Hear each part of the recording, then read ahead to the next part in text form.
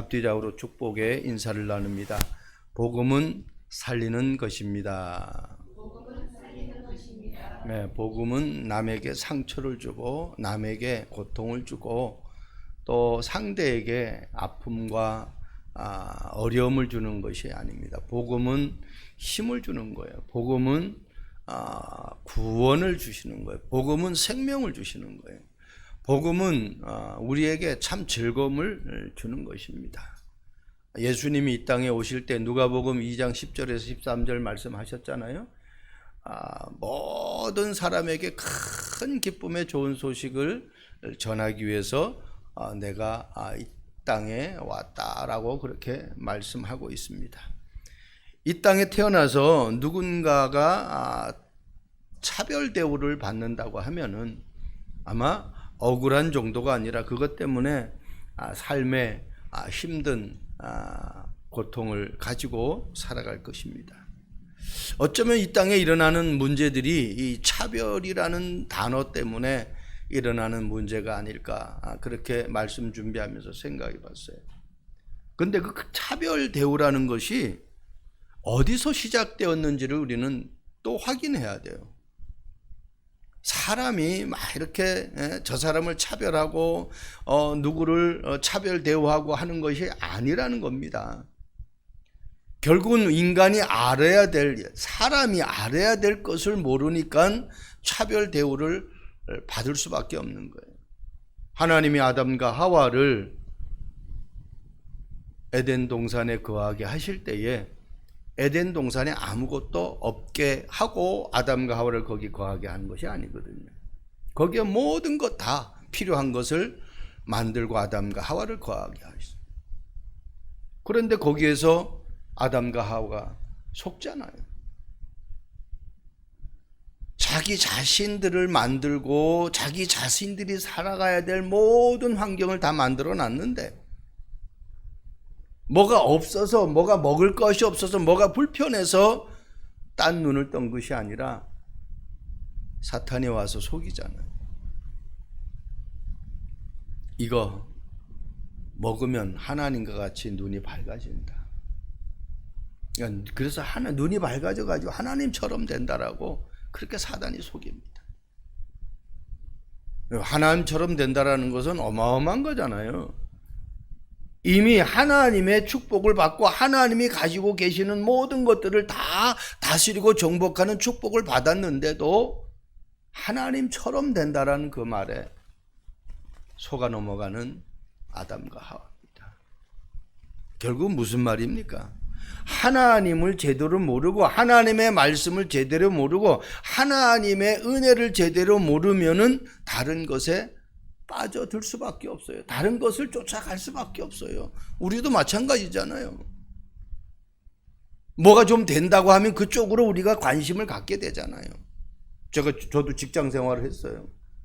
하다가 경력사원 모집하면 거기 서류를 넣어봤어요. 합격됐어요. 가서 인터뷰하는데 면접을 보는데 지금 얼마 받느냐? 얼마 받는다. 지금 직급이 어떠냐? 그럼 우리는 이렇게 해주겠다. 그럼 이쪽보다 월등히 많으면은 그쪽으로 옮겨갈 수밖에 없잖아요. 다른 거 따지지 않아요. 많이 주고 좋은 자리라는 그거 하나 때문에 그쪽 회사로 옮겨간단 말입니다. 저는 사표를 냈는데 사표 낸 회사에서 수리가 안 돼요. 사표 수리가. 가서 좀 경험하고 오다가 안 좋으면 다시 오라는 거. 그래서 한 달 동안 대우를 해준다는 회사에 갔다가 사표가 수리 안 돼가지고 다시 왔어요. 그 양쪽에서 봉급을 받았어요. 그거는 뭡니까? 제 자랑이 아니라 이 회사에서 내가 필요하기 때문에 사표 수리를 안 해주는 거예요. 저와 여러분들이 하나님 앞에 응답받고 축복받으려고 하면은 이거는 어떤 윤리 도덕도 아니고 종교의 열심도 아닙니다. 하나님이 기뻐하시는 일을 하다 보면 하나님의 시간표가 와요. 그 시간표가 내가 정확하게 기도 속에서 보면은 그게 응답의 축복으로 현실로 나타나는 거예요. 보세요. 베드로가 기도할 때에, 고넬료가 이방인이지만 기도할 때 하나님이 정확한 시간표에 만남의 축복을 줘가지고 할례를 받게 하잖아요. 구원받게 하잖아요. 그 자기만 구원받는 것이 아니라 모든 사람들, 자기와 관계되는 사람들 다 구원받게 하잖아요. 자, 오늘 하나님의 차별 없는 구원이라는 뜻입니다. 그 말씀 제목입니다. 첫 번째, 하나님의 차별 없는 구원. 이거 모르면은요, 딴짓하게 됩니다. 그래서 오늘 본문에 나오죠. 유대에 있는 사도들과 형제들이 이방인들도 하나님의 말씀을 받았다 함을 들었더니 베드로가 예루살렘에 올라갔을 때 할례자들이 비난하여. 왜? 3절에 나오죠. 이르되 네가 뭐 할례자 집에 들어가 함께 먹었다 하니. 왜? 당시 그 유대의 관습은 이방인과 같이 어울려서 뭘 먹을 수가 없어요. 그렇게 되어 있어요. 그러니까 어때요? 법을 어긴 거예요. 그러니까 베드로가 고넬료를 만났을 때 오늘 다시 회상하면서 간증하면서 얘기하잖아요. 나는 가고 싶지 않은데 하나님이 기도할 때에 나에게 가라고 해가지고 그래서 가서 내가 하나님이 하시고자 하는 그 말씀을 전했는데 그들이 그 말씀을 듣고 믿어서 예수님을 영접받고 세례하고 성령 세례까지 받은 것이다. 내가 뭘 막 찾아가지고 한 것이 아니다. 왜? 그래야 자기가 어려움을 안 당하니까 하나님이 하신 일들을 간증한 거예요.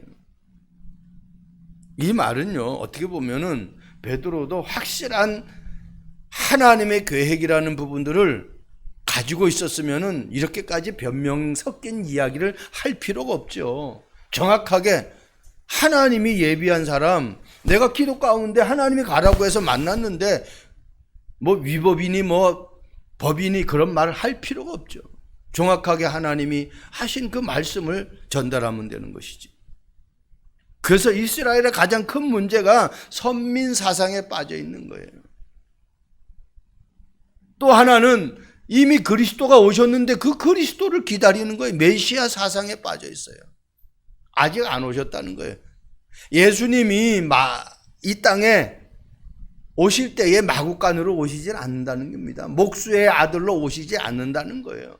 이 땅에 왕으로 오시는 분인데 하나님이 오시는데 어떻게 그렇게 비천하게 오시냐는, 그렇게 어떻게 초라하게 오시냐는 그 얘기죠. 안타깝죠. 하나님이 하시는 일에 대해서 우리는 이렇다 저렇다 사실은 말할 필요가 없어요. 하나님 앞에 내가 기도하면 끝나는 거예요. 사도행전 10장 28절 말씀 보세요. 이르되 유대인으로서 이방인과 교제하며 가까이 하는 것이 위법인 줄을 너희도 알거니와. 아까 제가 말씀했던 그 이야기잖아요. 우리 지지난주에 들었던 말씀이잖아요. 이 말은 베드로가 아직까지도 땅끝이라는 단어, 아직까지도 모든 족속이라는 단어, 아직까지도 만민이라는 단어가 가슴에 팍 부딪히지 않은 겁니다. 여러분, 배고픈 사람이 찬밥 더운 밥 가립니까? 아니잖아요. 추운 사람이 뭐 이런 옷 저런 옷 안 가리잖아요. 일단 따뜻한 옷이면 되는 거 아닙니까? 허기를 지어서 죽을 만큼 배고픈 사람은요, 일단은 먹고 보자거든요. 어떤 것도 먹자. 그래야 내가 살겠다. 저 난민들 삶을 한번 보세요. 그들은 꾸정물, 완전히 뭐 물이 아니에요. 완전히 꾸정물인데, 흙탕물인데 그걸 가지고 양치하고 그걸 가지고 식수로 하고. 이거 보면은 TV에서 그런 것들을 보면요, 야, 저거 먹고 어떻게 살아남지라는 생각이 드는 거예요. 근데 우리는 옛날에 안 그랬습니까? 6.25 만나고 나서 얼마나 힘든 그런 시간들을 보냈습니까? 그러니까 모든 족속 땅끝이라는 이 단어가 우리 참빛교회 성도들에게는요 다 각인이 돼야 돼요.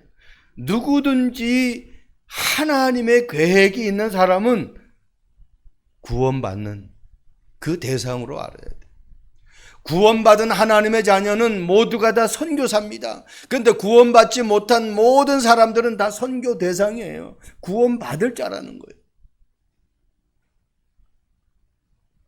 신명기 7장 3절 말씀 보면 또 그들과 혼인하지 말지니 네 딸을 그들의 아들에게 주지 말 것이요 그들의 딸도 네 며느리로 삼지 말 것은. 이렇게. 그러니까 하나님은 우상에 빠지고 하나님의 백성들이 우상에 빠지고 잘못된 관습에 빠지고 이방인들과 혼인해서 잘못된 인생을 살까봐 이렇게 말씀했는데, 그런데 하나님의 소원은 뭐예요? 천하 만민이 복을 얻는 거잖아요. 복이라는 게 우리가 돈 많은 게 복입니까? 돈 많아가지고 집안 싸움 일어나고, 돈 많아가지고 살인사건 일어나고, 돈 많아가지고 모든 인간관계 다 무너지는데 그 돈 많은 것이 행복이냐는 얘기죠. 복이 아니라는 겁니다. 하나님을 제대로 아는 것이 복이에요. 그리스도가 오셔서 하신 일을 모르니까 관습에 빠고 제도에 빠고 사상에 빠고 전통에 빠는 거예요. 그러니까 그리스도가 오셨는데 지금 이 유대인들이 모르는 거예요. 그리스도가 와서 하신 일이 어떤 일인지를.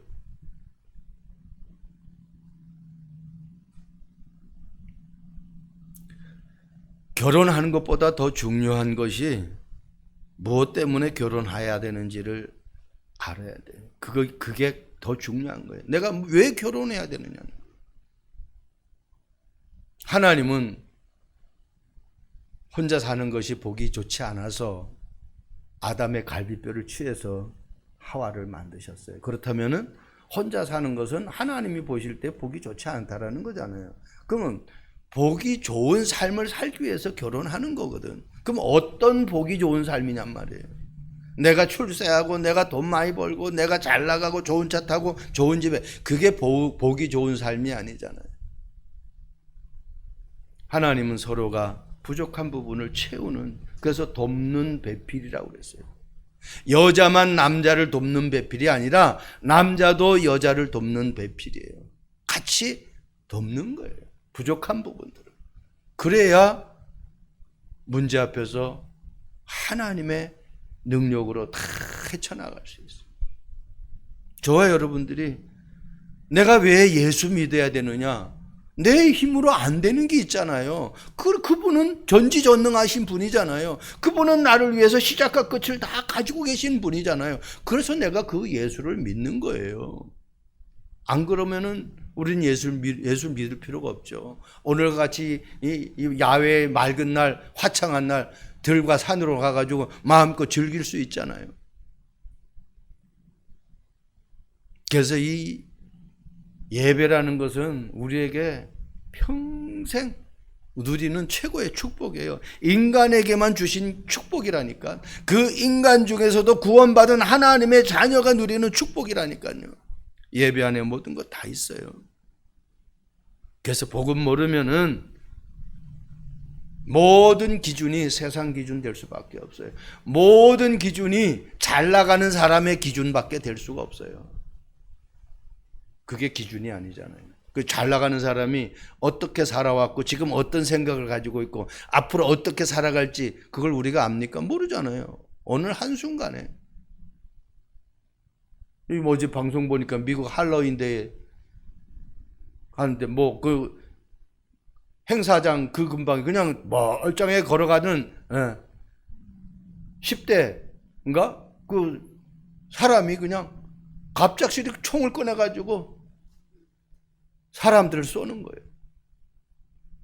그러니까요, 지금 시한폭탄이라니까. 저와 여러분들이 잘 산다, 내가 정신 차려야지 그렇게 해가지고 내게 문제가 안 오는 것이 아니에요. 내가 혼자 운전 잘한다고 교통사고가 안 나는 게 아니잖아요. 와서 받는 데는 돌이 없는 거예요. 그래서 우리는 지금 구원의 축복을 누려야 됩니다. 그걸 놓치면은 그냥 세상 속에 빠는 거예요. 두 번째입니다. 하나님의 차별 없는 구원은 그냥 우리가 알고 있는 지식, 우리가 가지고 있는 그냥 경험, 그것 가지고 말해가지고 되는 게 아니에요. 하나님의 역사를 간증하는 베드로 볼 수 있잖아요. 이 말은 베드로가 기도할 때에, 욥바시에서 기도할 때에 하나님이 어떻게 자기에게 지시했는지 그거를 말한 거예요. 그 말은 하나님의 역사를, 하나님의 음성을 듣고 하나님이 나에게 지시한 그 말을 간증한 거예요. 다른 말 하나도 안 했어요. 베드로 하나님이 하신 일을 그대로 말했어요. 사도행전 11장 5절 말씀 보세요. 이르되 내가 욥바시에서 기도할 때에 황홀한 중에, 한마디로 성령 충만한 중에 환상을 보니 큰 보자기 같은 그릇이 내 귀에 매어 하늘로부터 내려 내 앞까지 들여지거든. 그래서 그걸 잡아먹으라 해서 나는 속되고 더러운 거 나는 먹은 적이 없다. 주님인데도 주님 나는 그렇게 이런 거 먹은 적이 없습니다. 그게 무엇을 가리켜요? 지금 이방인들을 가리키는 거란 말이에요. 너희들이 인간 취급하지 않는 저 이방인들을 너가 살려라, 그 얘기거든요. 그런데 베드로는 그냥 눈에 드러나는 더러운 거, 레이기에서 먹지 말라는 네 발 달린 그 짐승 뭐 이런 거, 그래서 나는 못 먹는다. 왜? 법으로도 먹지 말라고 했기 때문에. 우리의 삶 속에서 어떤 것도 선입견을 가지면 안 돼. 하나님이 가라 하면 가고 하나님이 서라고 하면 서야 돼. 네. 좋아요, 여러분들이. 그래서 하나님의 말씀을 나에게 언약으로 붙잡아야 된다. 베드로가 고백한 거는요, 모든 사람이 창세기 3장 사건 속에 있다는 것을 아직까지 절절하게 느끼질 모르는 거예요. 이 지구상에 깨끗한 사람이 어디 있어요? 이 지구상에 깨끗한 사람 한 사람도 없어요. 깨끗한 사람이 한 사람도 없기 때문에 누가 필요해요? 복음이 필요한 거예요.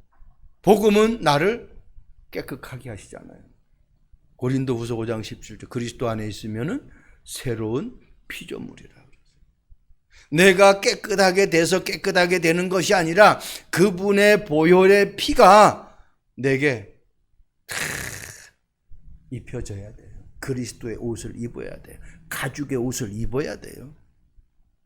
한마디로 그 말은 뭐예요? 피의 능력으로 내가 깨끗하게 돼요. 그 말은 십자가의 능력으로 깨끗하게 돼요. 우리 찬송에 보혈의 능력 찬송도 있잖아요. 사도행전 11장 16절 말씀 보세요. 내가 주의 말씀에 요한은 물로 세례를 베풀었으나 너희는 성령으로 세례를 받으리라 하신 것이 생각나노라. 말씀 앞에는요 모든 게 무너집니다. 베드로가 아무리 얘기를 해도 이들이 안 믿어. 그러니까 어떻게? 내가 기도할 때에 이 사람이 하나님의 말씀을 받고 성령이 저 사람에게 임할 때에 하나님이 하신 말씀이 생각났다는 거예요. 그게 오늘 11장 16절 말씀이잖아요. 그러면서 뭐라고 해요? 하나님이 하시는 그것을 내가 어떻게 막을 수 있겠느냐? 하나님의 역사를, 하나님의 능력을 내가 어떻게 막을 수가 있겠느냐? 사무엘상 2장 10절에 그렇게 말씀하고 있죠. 여호와를 대적하는 자는 산산이 깨어질 것이다. 하나님의 능력을 막으면 산산이 부서지는데. 사도행전 5장에도 가말리엘 문화생 얘기하잖아요. 그냥 가만히 놔두면 되는데 우리가 맞다 틀리다 안 된다 된다 그 말을 사실은 할 필요가 없어요. 왜? 분명히 얘기하잖아요. 사도행전 5장에 하나님이 막으실 것 하나님이 반대하는 거는 아무리 인간이 열심히 해도 결국은 안 된다는 거예요. 그런데 인간이 아무리 막아도 하나님이 하시는 거면은 된다는 거예요. 그리고 우리가 이렇다 저렇다 말할 필요가 없어요. 여러분, 저와 여러분들이 하는 일이나 모든 만남이나 여러분들 하는 직장, 다니는 직장, 하는 사업, 이 모든 것도 다 마찬가지입니다. 하나님이 간섭하지 않으면은 절대로 하나님의 축복을 받을 수가 없는 거예요. 이삭이 한 해 농사 지었는데 어떤 축복이요? 100배의 축복. 근데 성경은 분명히 얘기했어요. 여호와께서 복을 내리심으로 그렇게 했어요. 그러니까 거부가 되는 거예요. 사도행전 11장 17절 말씀 보세요. 그런즉 하나님이 우리가 주 예수 그리스도를 믿을 때에 주신 것과 같은 선물을 그들에게도 주셨으니 내가 누구에게 하나님을 능히 맡겠느냐. 그렇죠. 하나님이 주시는 선물을 어떻게 인간이 막을 수가 있겠습니까? 막을 수가 없어요. 그래서 저와 여러분들에게 필요한 것은 다른 게 아닙니다. 하나님의 은혜가 필요합니다. 하나님의 은혜. 그 은혜만 있으면은 모든 것 다 초월할 수 있어요. 요셉이 노예 생활, 누명 쓰고 감옥 간 그 시간에도 하나님의 은혜가 요셉에게 임하니까. 120년 동안 방주를 만든 노아에게 하나님의 은혜가 임하니까. 그거 할 수 있는 거. 어떻게 120년을 한 직종, 한번 생각해 보세요. 아무도 하는 사람이 없어요. 근데 노아만 방주를 만드는 거예요. 그게 가능하겠어요? 그게 1년은 뭐 가능할 수도 있겠어요. 그런데 120년 가능할 수 있겠냐는 얘기예요. 진짜 그거는 하나님이 주시는 은혜가 아니면 못하는 거예요. 마찬가지입니다. 여러분 하는 사업도 절대 하나님이 나에게 주신 이 사업이 하나님의 절대 축복이고 절대 하나님이 나에게 주신 것이다라고 하면은 그거는 내 힘으로 내 열심으로 하는 것이 아니라 하나님이 주시는 은혜가 있기 때문에 그 자리에서 그 일을 하는 거예요. 세 번째 마지막입니다. 하나님의 차별 없는 구원. 하나님의 차별 없는 구원을 결국은 어떻게 해요? 이 예루살렘 교회가 인정을 하게 됩니다. 그렇게 말씀하고 있죠. 18절에 그들이 이 말을 듣고 잠잠하여 하나님께 영광을 돌려 이르되 그러면 하나님께서 이방인에게도 생명 얻는 회개를 주셨도다 하니라. 그렇죠. 요 말 제가 읽는데 그냥 이 몸에서 막 전율이 흐르는. 성경은 누구든지 주의 이름을 부르면, 성경은 모든 민족에게, 성경은 땅끝까지 이르러 내 증인이 되리라고 말씀하고 있습니다. 만민에게 가서 복음을 전하라고 그랬어요. 성경은 모든 사람이에요. 여러분, 베드로가 전한 말씀을 통해서 이방인에게 일어난 그 구원의 역사는 베드로가 한 것이 아니라 하나님이 하신 거예요. 디모데전서 2장 4절 말씀 보니까 하나님은 모든 사람이 구원을 받으며 진리를 아는데 이르기를 원하십니다. 하나님의 손이 뭐라고요? 모든 사람이 구원을 받으며 진리를 아는데 이르기를 원한다. 우리 옛말에 그런 말씀이죠. 알아야 면장을 하지. 아는 것이 힘이다 그러죠. 그러니까 내가 복음을 알면 알수록 어떻게 내게 능력이 나타난다니까. 왜? 복음은 로마서 1장 16절 뭐라고 그랬어요? 모든 믿는 자들에게 구원을 주시는 하나님의 능력이라고 그랬어요. 이게 복음 자체가 능력이에요. 그러니까 복음을 모르니까 우리는 힘들게 살아가요. 그분은 창조주 하나님이시고 그분은 없는 것도 있게 만드신 하나님이고 그분은 시공간을 초월하시는 하나님. 감히 그분의 능력을 우리가 어떻게 따라갈 수 있겠습니까? 그러니까 그분이 내게 임하면은, 그래서 사도행전 1장 8절 오직 성령이 너에게 임하면, 그러니까 너희들이 알아서 땅끝까지 증인되라 그렇게 얘기 안 했잖아요. 오직 성령이 너에게 임하면 권능을 받고 땅끝까지 증인된다고 말씀하시잖아요. 그러니까 오직 성령이 안 되기 때문에 나는 어떻게 자꾸 다른 것을 찾고 다른 것에 내가 영향을 받는 거예요. 오직 성령이면 왜 내가 다른 것에 영향을 받습니까?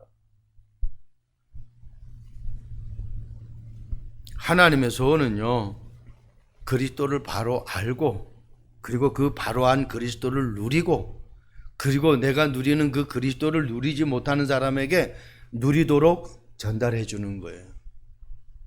진짜 우리가 맛있는 음식 먹으면은 누구 생각이 제일 먼저 납니까?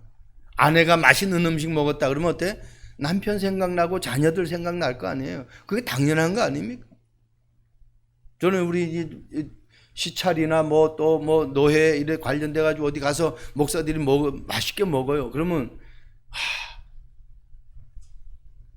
여기 우리 사모 한 분 같이 데리고 와서 먹어야 되겠다. 그게 그냥 자동적으로 생각나는 거예요.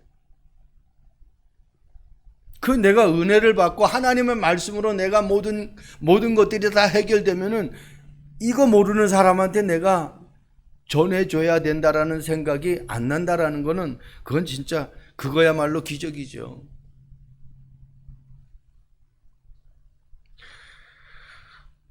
로마서 10장 13절 누구든지 주의 이름을 부르는 자는 구원을 받으리라. 제한이 없습니다. 차별이 없어요. 잘 나가는 사람에게 복음을 전하면 구원받는다? 아닙니다. 많이 배운 사람에게 복음을 전하면 구원받는다? 아니에요. 배우든 안 배우든 잘 나가든 못 나가든 키가 크든 작든 가졌든 못 가졌든 많이 배웠든 못 배웠든 상관없어요. 누구든지 주의 이름을 부르는 자는 구원을 받으리라. 차별 없다는 것은요, 어떤 상황에도 제한을 받지 않는 것이 차별 없는 거예요. 우리 뭐 영화로도 여러분들 봤잖아요. 유대인들 학살하는 그 600만 원을 가스실에다가 넣어가지고 학살하는 그 장면들 영화로 많이 보잖아요. 거기 뭐 들어갈 때 뭐 배운 사람 안 배운 사람 그렇게 차별도 가지고 들어갑니까? 무조건 다 가스실에 넣어버리는 거예요. 비행기 안에 근데 비행기가 예를 들어서 어떤 공격을 받아가지고 추락한다. 그 안에는 뭐 높은 사람도 탈 수 있고 거기에는 어려운 사람 탈 수도 있고 그렇잖아요. 그런데 어떻게 공격 받으면 그냥 뭐 많이 배운 사람 뭐 능력 있는 사람 거기서 살아남는다 그런 보장이 없어요. 구원은 이 땅에 사람이라고 형상을 가지고 태어난 모든 사람은 구원의 대상입니다. 그 사람은 구원받으면은 하나님의 축복을 누릴 수가 있어요. 구원을 받지 못했기 때문에 하나님의 축복을 누리지 못하는 거죠. 복음은 너무나 심플합니다. 오늘 말씀처럼 누구든지 주의 이름을 부르면은 구원을 받는다. 너무 복잡한 게 아니에요. 여러분 성경 66권 복잡한 것 같지만 복잡한 게 아니에요. 구약 하나님이 인간이 너무너무 죄악이 많은 삶을 살기 때문에 안 되겠다. 고통받아. 왜? 하나님 당신이 만든 피조물인데 너무너무 힘들게 산단 말이에요. 그래서 그리스도를 보내겠다는 거예요. 메시아 보내겠다는 게 구약이에요. 신약. 그 약속이 성취되어진 것이 신약이에요. 그러니까 나머지 서신서는 그 하나님이 이 땅에 그리스도가 오셔서 하신 일들을 쫙 기록한 것이 서신, 편지로 글로 남겨서 제자들에게 보낸 것이 그게 서신서예요. 계시록 뭐 불과 유황 뭐 난리 난다 상관없습니다. 구원받은 사람은 이미 끝났어요. 여러분 저와 여러분들이 어떤 문제가 와도 내가 구원받았다라는 확신이 있으면 끝난 거예요. 지금은 성령이 우리 안에 계시잖아요. 그 성령의 시대예요. 성령의 인도함만 받으면 돼요. 사람의 말 듣지 말고 참고만 하고 하나님이 나에게 주신 말씀 이걸 언약으로 딱 붙잡고 하나님 앞에 나아가는 거예요. 어떤 나라의 왕이 모든 백성을 참여할 수 있는 큰 잔치를 베풀었어요. 그 잔치를 베추면서 가장 아름다운 손을 가진 사람에게 큰 상을 내리겠다고 그랬어요. 그 공고가 난 날로부터 모든 백성이 이제 손을 예쁘게 가꾸는 일에 완전히 취하는 거예요. 좋다라는 약초를 갖다가 손에다 바르고 때로는 여기다가 막 향수도 뿌리고 그냥 최고 아름다운 손으로 가꾸는 거예요. 그런데 하루가 지나고 이틀이 지나고 막 대궐에 그냥 자기 손을 내밀어 가지고 예쁜 손이라고 다 그냥 인정받으려고 하는데 이쁜 손을 가진 사람이 없어. 한 일주일이 지나서 몇 주가 지났는데 그때에 이 왕이 국내를 거닐다가 아주 손이 쭈글쭈글한 그 할머니의 주름 가득한 손을 보고 가장 예쁜 손을 찾았다. 지금까지 한 번도 못 찾았는데 가장 예쁜 손을 찾았다 하고서는 예쁜 손을 백성들에게 말합니다. 그 백성들은 어떻게 저 쭈글쭈글한 손이 가장 예쁜 손이냐고 질문을 해요. 왕이 대답합니다. 이 손이 아름다운 이유는 땀과 수고와 성실이 배어 있기 때문이다 라고 이야기합니다. 이 말은 뭐예요? 사람들은 예쁜 손은 외적인 부분들로만 보고 예쁜 손이라고 판가름합니다. 근데 왕은 그게 아니에요. 그 쭈글쭈글한 손이 이 왕실의 모든 구석구석을 청소하는 그 과정에서 발생된 손이기 때문에 이 손이 진짜 아름다운 손이라는 겁니다. 톨스토이의 왕과 청소부라는 단편 소설에 나오는 한 부분입니다. 이 말은 뭡니까? 외면보다 더욱 중요한 것이 내면이라는 거예요. 성경 말씀도 나오죠. 우리의 겉은 날마다 부패하는데 우리의 속은 날마다 새로워진다. 새로워진다. 여러분, 우리가 하루하루 살아가면서 지치고 피곤하고 힘든데 내 안에 성령의 충만한 역사가 일어나면요, 그 모든 것들이 다 사라져 버리는 거 있죠. 여러분 그거 체험해 본 적 있습니까? 저는 그거 체험해 봤거든요.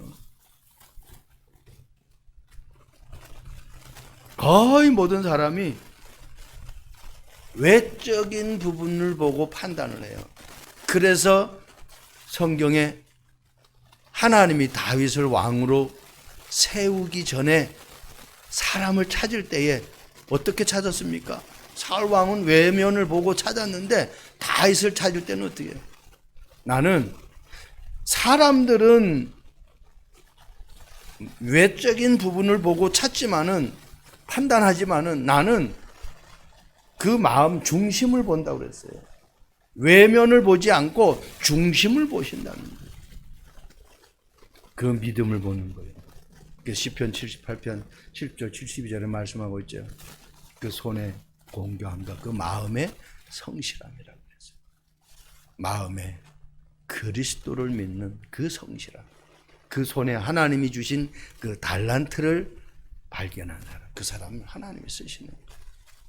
저와 여러분들이 외적인 부분보다 내 마음 중심에 그리스도로 충만하여 가는 곳마다 무너지지 않는 그리스도의 망대를 세우는 한 주간 되길 주님의 이름으로 축복드립니다. 좋으신 하나님을 찬양합니다. 하나님의 차별 없는 구원이라는 말씀을 가지고 저희들이 한 주간 또 살아갑니다. 복음 모르면은 외적인 것 가지고 판단할 수밖에 없습니다. 하나님, 베드로의 간증처럼 우리가 기도할 때에 성령의 역사를 체험하고 그 성령의 역사를 가지고 모든 문제 사건을 보며 그리스도의 눈으로 만나는 사람, 또 하나님이 나에게 주신 그 현장에서 예수님이 그리스도라고 선포하며 차별 없는 구원의 사역이 나를 통해서 진행되도록 주님 축복해 주옵소서. 감사합니다. 예수 그리스도의 이름으로 기도합니다. 아멘.